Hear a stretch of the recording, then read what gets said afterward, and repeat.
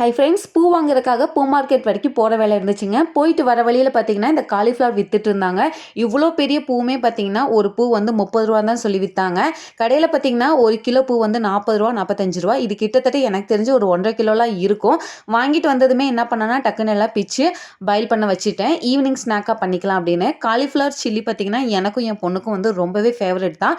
எங்கே போனாலுமே இந்த காலிஃப்ளவர் சில்லி வாங்கி சாப்பிட்றது எங்களுக்கு வந்து பழக்கமாக தான் இருக்கும். இன்றைக்கி பார்த்தீங்கன்னா இந்த காலிஃப்ளவர் சில்லியை கொஞ்சமாக டிஃப்ரெண்ட்டாகவே பண்ணிட்டேங்க. ரெஸ்டாரண்ட்லலாம் கிடைக்கும் தெரியுங்களா, சில்லி கோபி அந்த மாதிரி பண்ணியாச்சு.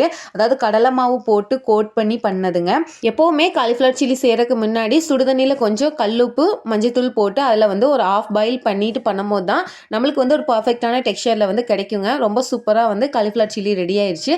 அது கூட டீயுமே போட்டாச்சு. இதில் நல்லா வந்து லெமன் புழிஞ்சிட்டு சாப்பிட்டா ரொம்ப சூப்பரான டேஸ்ட்டாக இருக்கும். இதுக்கு மேலே கொஞ்சமாக சாட் மசாலா தூவி சாப்பிடும் போது ஃபாஸ்ட் ஃபுட் கடையில் கிடைக்கிற மாதிரியான ஒரு டேஸ்ட்டில் இருக்குங்க.